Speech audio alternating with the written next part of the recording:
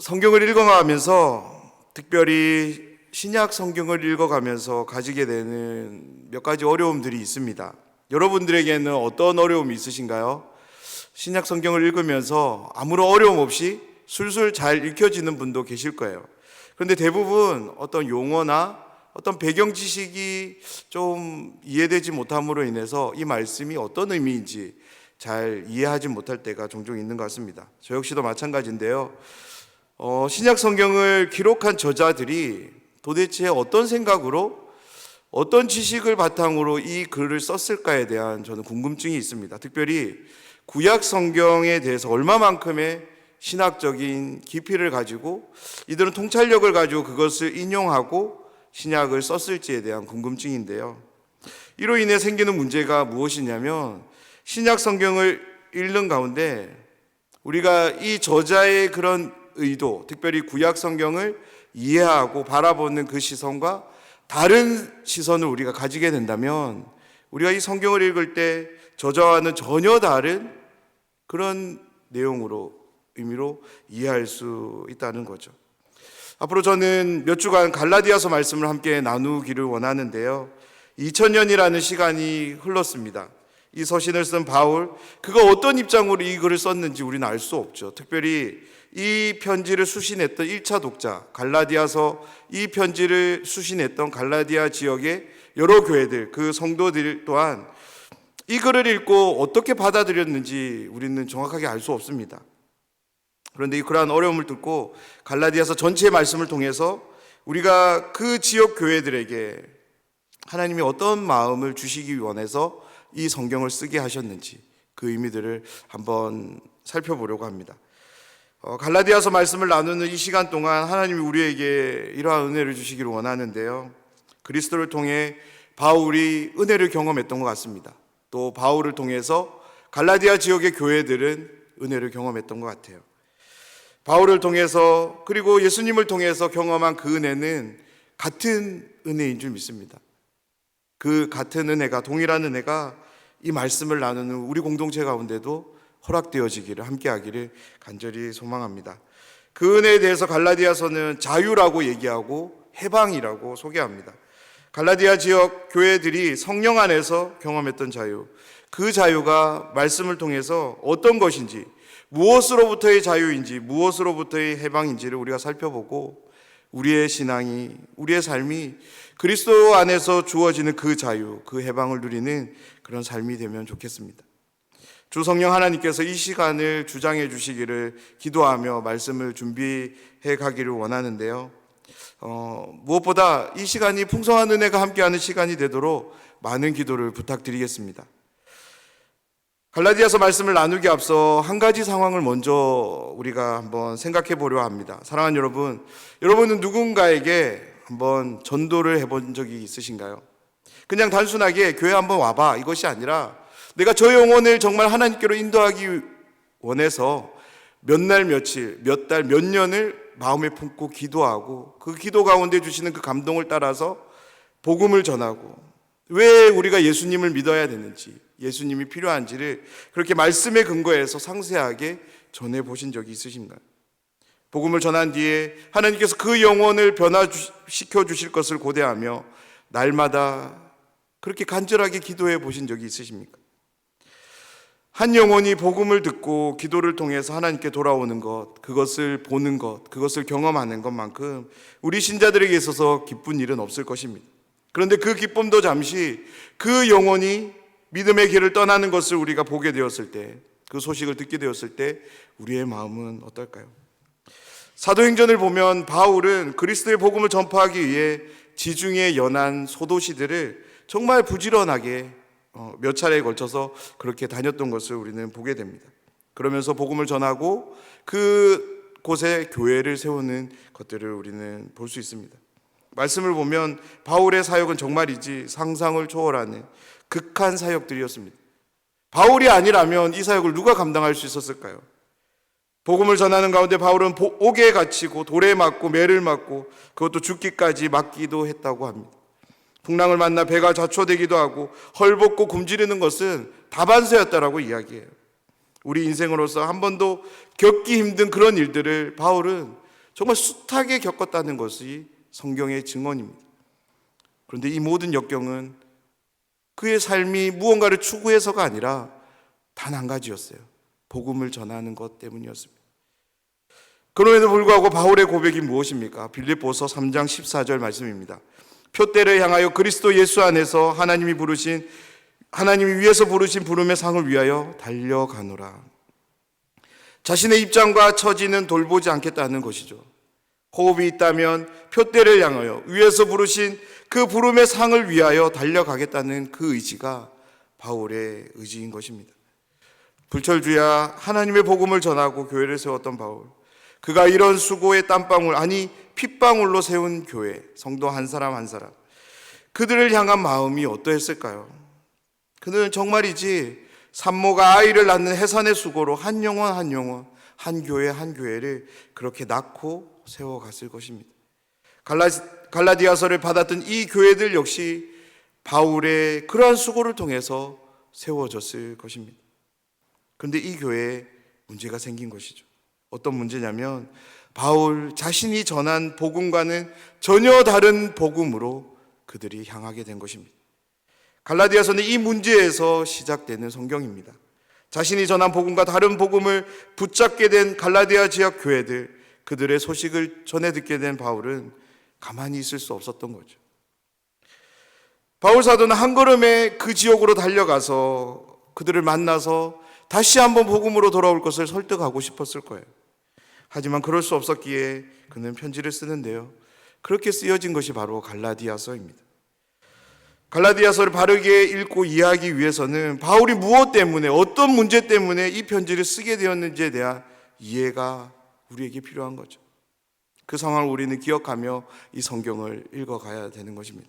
그러면 갈라디아서는 어떤 문제 때문에 바울은 이 편지를 써야만 했을까요? 바울이 전한 복음을 순수하게 받아들이고 믿음 생활을 해가던 갈라디아 지역 교회에 어떤 사람들이 찾아오게 된 거죠. 그리고 그들은 갈라디아 지역의 교회들에게 이렇게 가르치기를 시작합니다. 먼저 바울은 참된 사도가 아니라고 가르쳤던 것 같아요. 그가 사도가 될 수 없던 많은 이유들을 열거하면서 그는 사도가 아닌 것에 대해서 가르쳤던 것 같습니다. 그렇기 때문에 바울이 전한 복음은 잘못된 것이라는 거죠. 왜냐하면 그는 사도가 아니기에 그가 전한 말은 틀릴 수 있다는 겁니다. 지금이라도 그 복음을 버리고 자신들이 전하는 바른 복음, 이 복음을 받아들일 것을, 이 복음을 믿고 따라야 구원받을 수 있음을 그들은 갈라디아 지역의 여러 교회들에게 전파했던 것입니다. 그들이 전한 복음은 바울이 전한 복음과는 전혀 다른 복음이었습니다. 왜냐하면 할례를 비롯한 율법에 근거한 메시지, 너희들이 할례를 받아야 되고 율법을 성실하게 지켜야지만 구원을 받을 수 있다라고 말하고 있기 때문에 그렇습니다. 이 사람들이 정확하게 누구인지 성경은 말해주지 않습니다. 그래서 우리는 누구인지 알 수 없습니다. 그런데요, 상당한 지식을 그들은 겸비했음을 우리는 알 수 있습니다. 왜냐하면 이 당시 이 갈라디아 지역은 이방인인데, 이방인이기에 유대인의 어떤 전통과 특별히 구약 성경에 대한 이해가 있을 리가 없는 거죠. 그런데 이들을 복음에서 회유시켰다는 것은 이 거짓 복음을 전했던, 잘못된 복음을 전했던 사람들이 구약 성경과 율법에 전통한 사람들이었다라는 거예요. 그런 그들을 바울이 전한 복음 안에서 자신들이 원하는 복음으로 돌이키는 것이 쉽지는 않았지만 그들이 자신이 가지고 있었던 그런 지식과 그런 방법들을 총동원해서 그들의 마음을 돌이켰던 것이죠. 그들은 마침내 그 일을 해낸 것입니다. 갈라디아 지역의 여러 교회 모든 성도들을 자신들이 시작했던 그 바울이 전한 복음에서 이탈되도록 만들었던 것이죠. 다른 복음을 쫓도록 한 것입니다. 사랑하는 여러분, 우리가 사도 바울의 입장에 한번 되어보면 이 상황이 우리에게 조금 더 절실하게 다가올 것 같습니다. 저와 여러분, 우리가 어떤 사람에게 복음을 전했습니다. 그 사람이 복음을 받아들이고 신앙생활을 시작하게 되었습니다. 그런데 어느 날 그 영혼이 신앙생활을 그만두겠다는 거예요. 그런데 단순히 그런 소식을 전하는 것이 아니라 그 이유를 묻자 내가 이제는 이단 사입이라고 칭해지는 그곳에서 종교활동을 하기 위해서 이 진리를, 이 생명을 포기하겠다라고 말하는 거죠. 내가 전도해서 하나님께로 인도한 그 영혼이 그 이야기를 나에게 한다면 그 이야기를 들은 우리의 마음은 어떨까요? 저는 정말 억장이 무너질 것 같아요.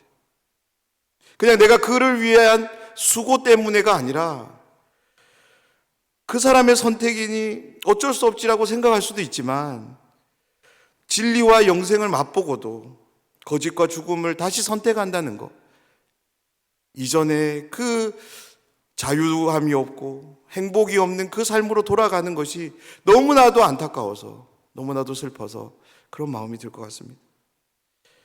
한시라도 빨리 그 사람을 만나서 다시금 신앙생활을 하도록 권해야 되지 않을까요? 갈라디아서는 이러한 긴박감 속에서 바울이 펜을 들고 기록한 서신입니다.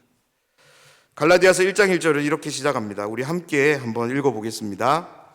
사람들에게서 난 것도 아니요 사람으로 말미암은 것도 아니요 오직 예수 그리스도와 그를 죽은 자 가운데서 살리신 하나님 아버지로 말미암아 사도된 바울은. 아멘. 바울은 가장 먼저 자신의 사도직을 언급하며 편지를 시작합니다. 이렇게 시작하는 이유는 다른 복음을 전했던 자들이 전했던 그 가르침을 바로잡기 위함 때문인 거죠. 그들은 바울이 사도가 아닌 것에 대해서 가르쳤던 것 같아요. 바울의 사도성을 공격했던 것 같습니다. 그래서 바울은 그러한 공격에 맞서서 이렇게 증언하는 거죠. 자신의 사도성의 입장은 사람에게서 난 것이 아니라고, 예수 그리스도와 아버지 하나님으로부터 자신은 사도가 되었다라고 말하는 것입니다. 사도의 정통성을 그는 밝히면서 이 말씀을 시작하는 것입니다. 2절 말씀을 보면 함께 있는 모든 형제와 더불어 갈라디아 여러 교회들에게라는 표현이 나오는데요.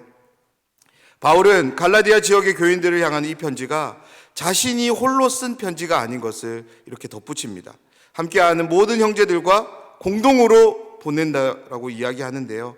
함께 있는 이 모든 형제가 우린 누구인지 모르지만 1차 수신자들이었던 이 갈라디아 지역의 교회들은 공유하는 정보가 있었던 것 같아요. 이들이 누군지 다는 아니겠지만 어느 정도 이들이 누군지는 알고 있었던 것 같아요. 그래서 바울은 이들을 거론하면서 자신이 전하고 있는 이 복음이 바른 것임을, 정직함.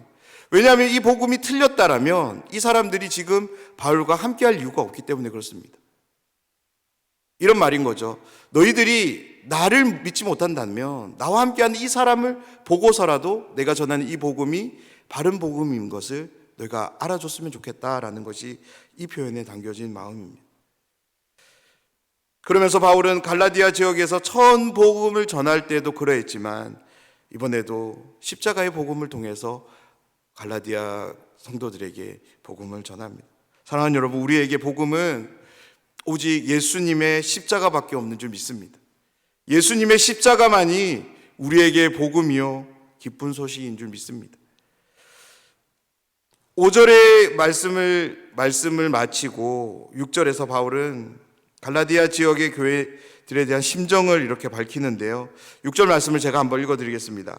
그리스도의 은혜로 너희를 부르신 이를 이같이 속히 떠나 다른 복음을 따르는 것을 내가 이상하게 여기노라.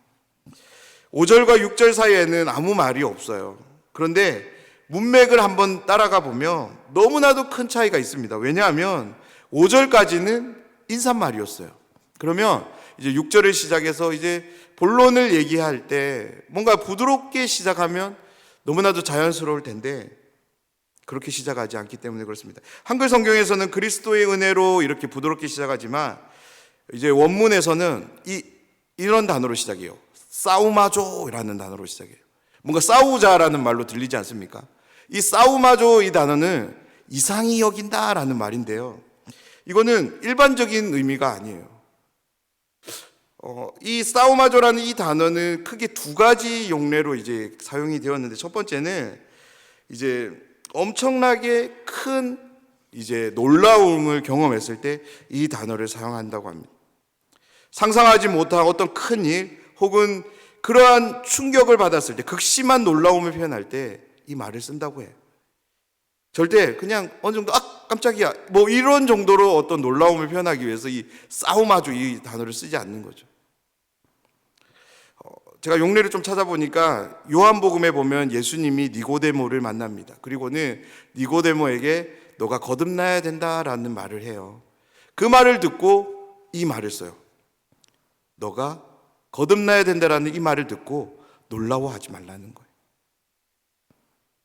오늘날 젊은이들이 사용하는 그런 표현을 빌리자면 이런 단어죠.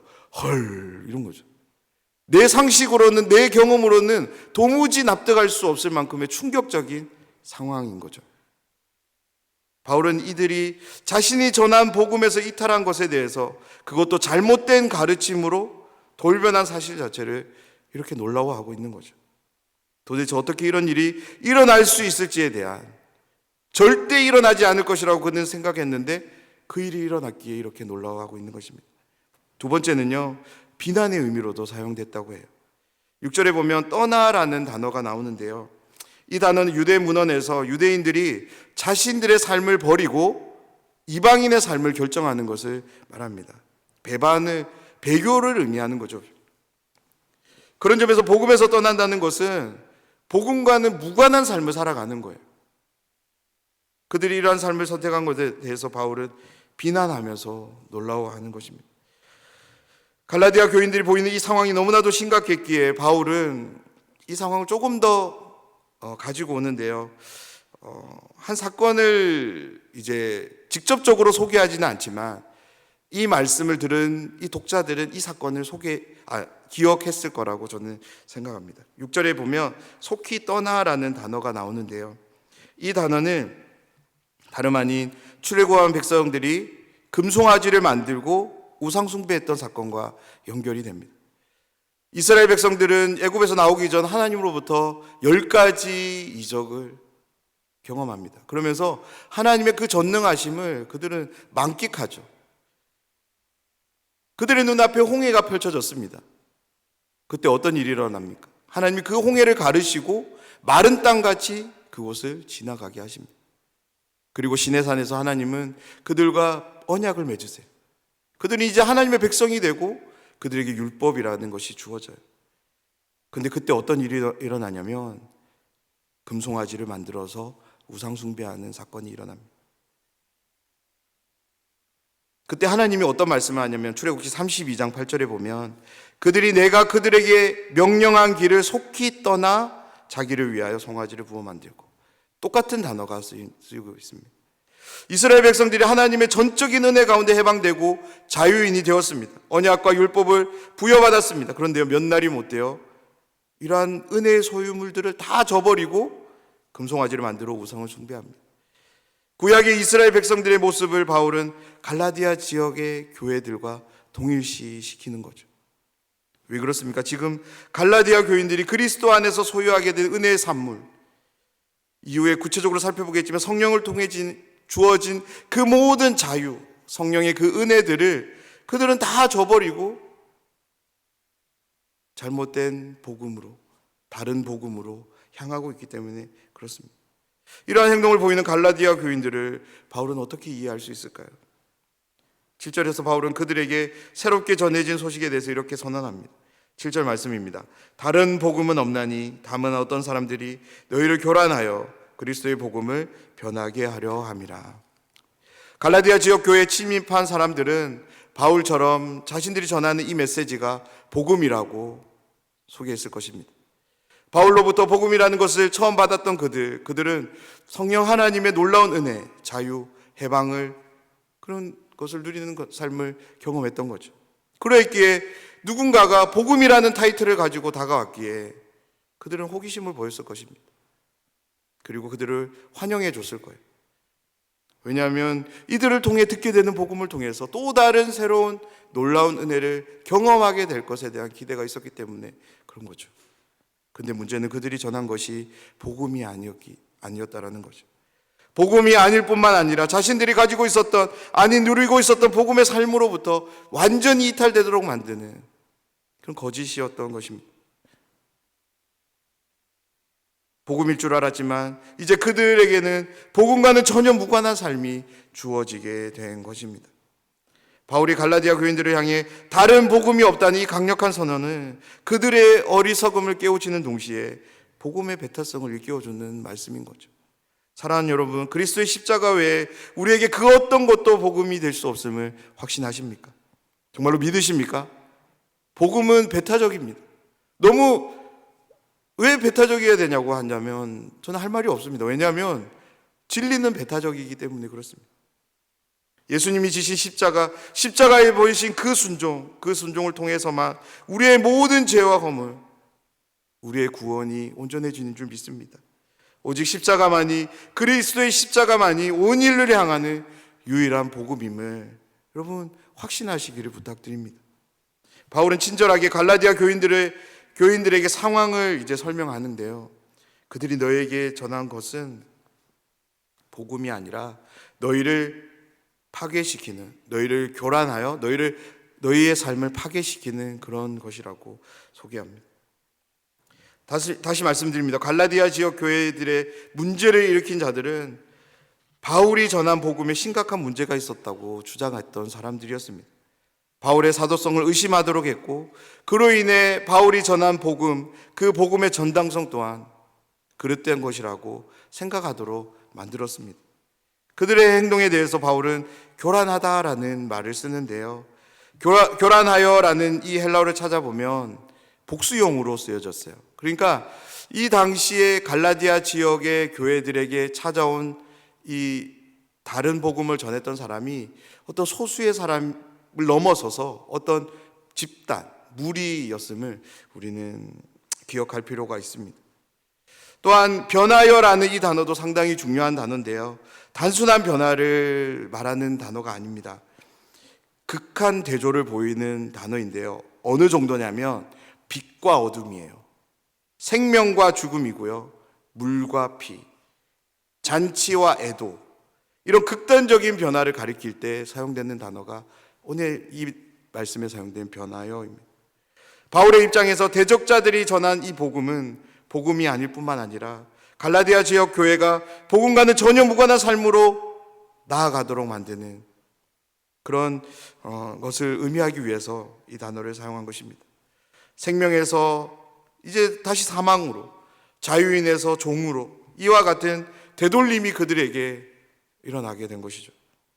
갈라디아서 전체를 통해 이 거짓 메신저들은, 다른 복음을 전했던 사람들은 이방인들이 구원을 받기 위해서는 믿음이 아니라 할례를 받아야 하고 구약 율법에 순종해야 되고 그래야지만 하나님의 백성이 될 수 있고 아브라함의 자손이 될 수 있다라고 말한 것입니다.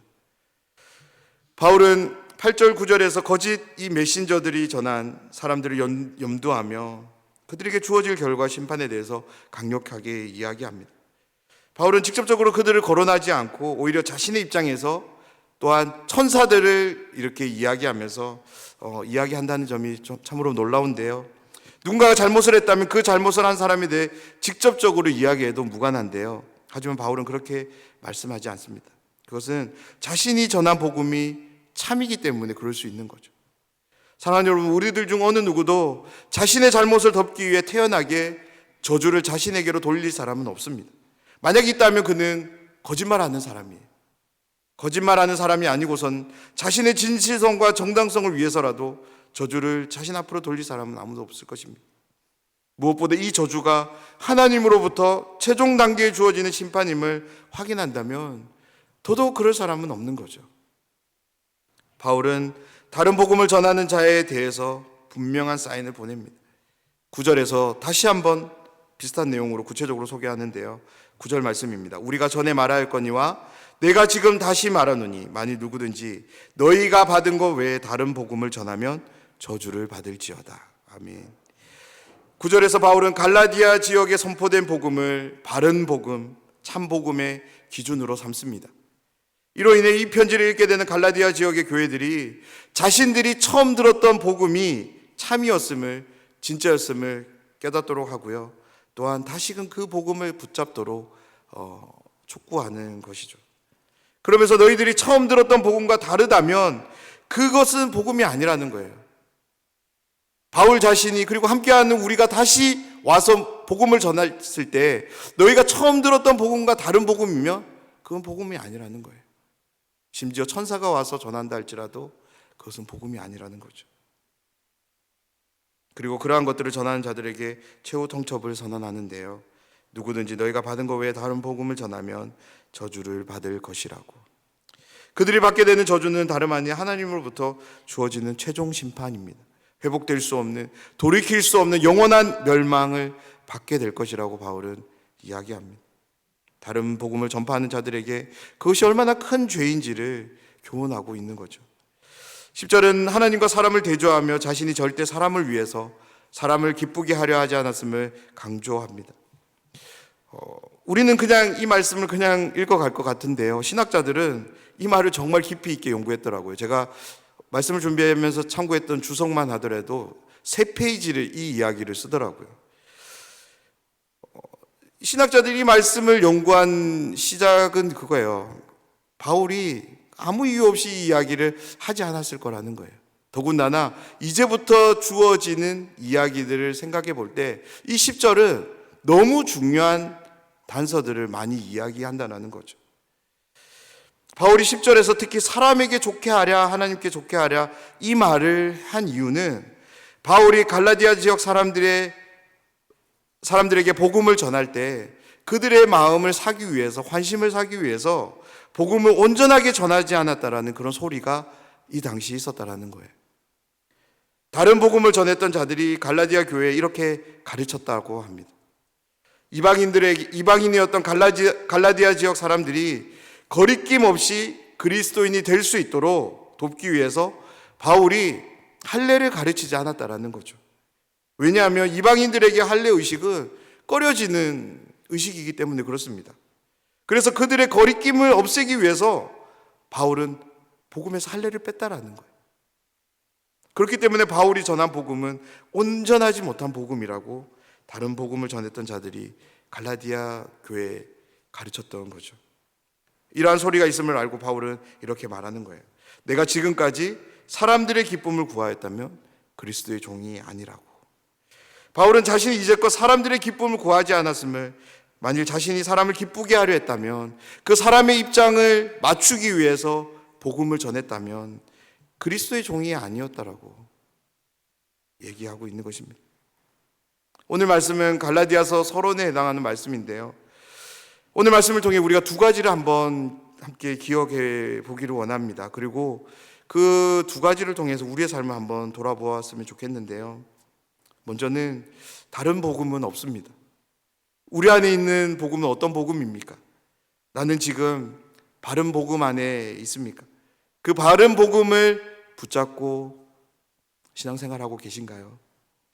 예수 그리스도의 십자가, 그 십자가가 제공하는 은혜, 그 은혜를 통해서만 내 영혼이 구원받게 됨을 전적으로 믿으십니까?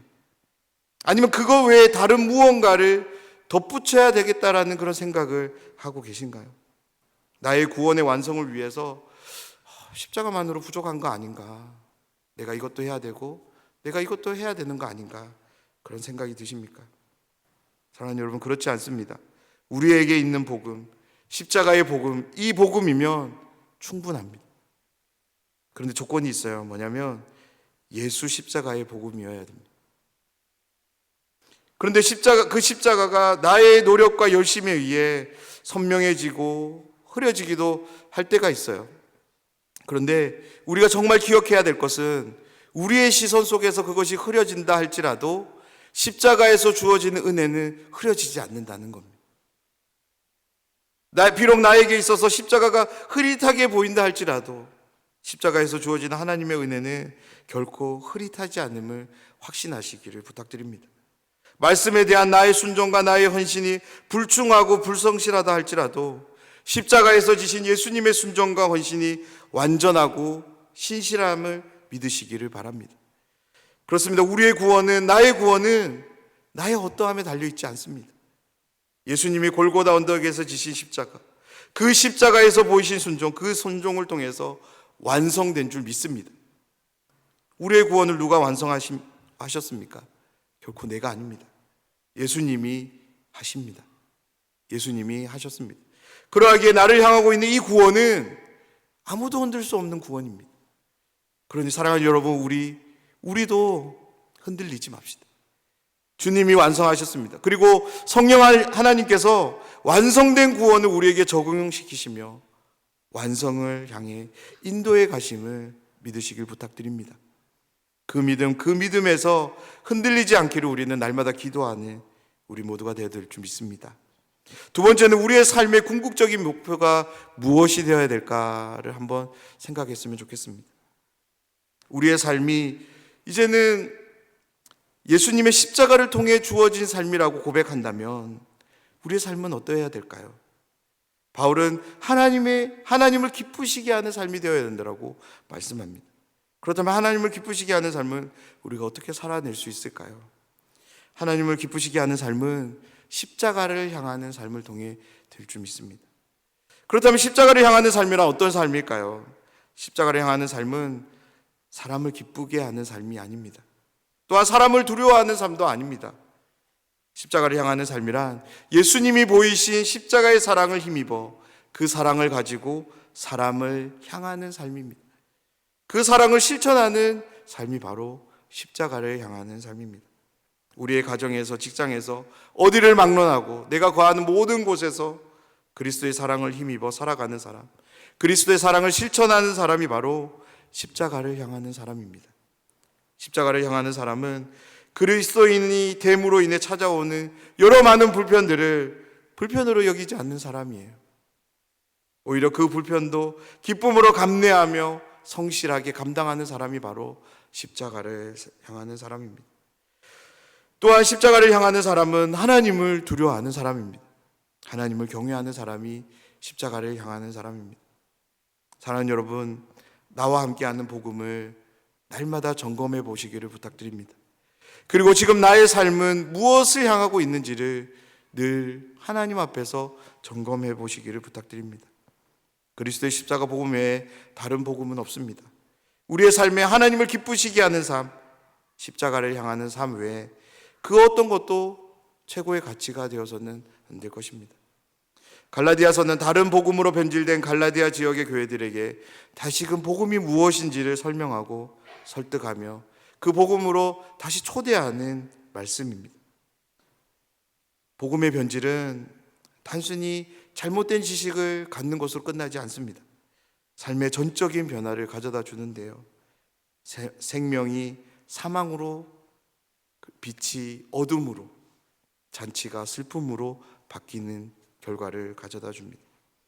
그런 점에는 날마다 나와 함께하는 이 복음을 돌아보는 일은 너무나도 중요한 것 같아요. 앞으로 이 편지를 함께 나누는 가운데 우리 안에 복음이 무엇인지, 복음을 통해 우리에게 주어지는 삶이 무엇인지를 깊이 들여다보는 시간이 되기를 원합니다. 특별히 이 말씀을 나누는 가운데, 말씀을 기억하며 기도하는 가운데 하나님께서 우리 모두에게 십자가를 향하는 삶에 대한 강력한 도전을 주시기를 간절히 소원합니다. 오늘을 시작으로 복음이 안내하는 삶이 우리의 삶 속에서 더욱더 선명해지는 은혜가 있기를 간절히 소망합니다. 그로 인해 그 삶을 더욱더 온전히 살아가는 우리 모두가 되길 주님의 이름으로 축원합니다.